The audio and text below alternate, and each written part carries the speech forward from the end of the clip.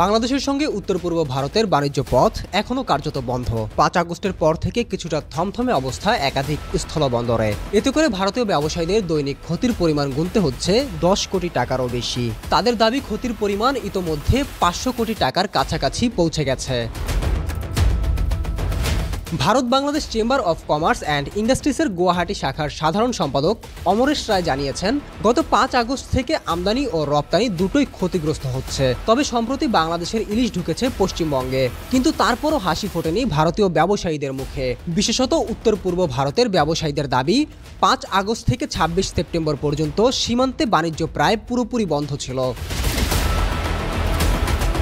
পশ্চিমবঙ্গ বাদ দিলে বাংলাদেশের সঙ্গে ভারতের সবচেয়ে বড় বাণিজ্য পথ উত্তর পূর্ব ভারতে।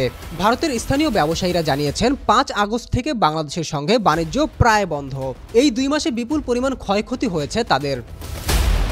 গত ২৬ সেপ্টেম্বর থেকে বাণিজ্য আবার শুরু হলেও তা আগের মতো হচ্ছে না। ক্ষতির পরিমাণ ৫০০ কোটি টাকার কাছাকাছি পৌঁছে গেছে। ভারতীয় ব্যবসায়ীদের বক্তব্য, আমদানি ও রপ্তানির ক্ষেত্রে ভারত সরকারের ফরেন এক্সচেঞ্জ রেগুলেশন অ্যাক্ট এবং ফরেন এক্সচেঞ্জ ম্যানেজমেন্ট অ্যাক্টের অধীনে বেশ কিছু কড়া নিয়ম আছে। এর আওতায় কোনো বাইরের দেশে জিনিসপত্র পাঠানোর ৬ মাসের মধ্যে টাকা ফিরে না এলে ব্যবসায়ীদের বিরুদ্ধে কঠোর পদক্ষেপ নিতে পারে সরকার। এক্ষেত্রে তাদের ব্যবসার লাইসেন্স বাতিল করা সহ তাদের গ্রেফতার পর্যন্ত করা যেতে পারে।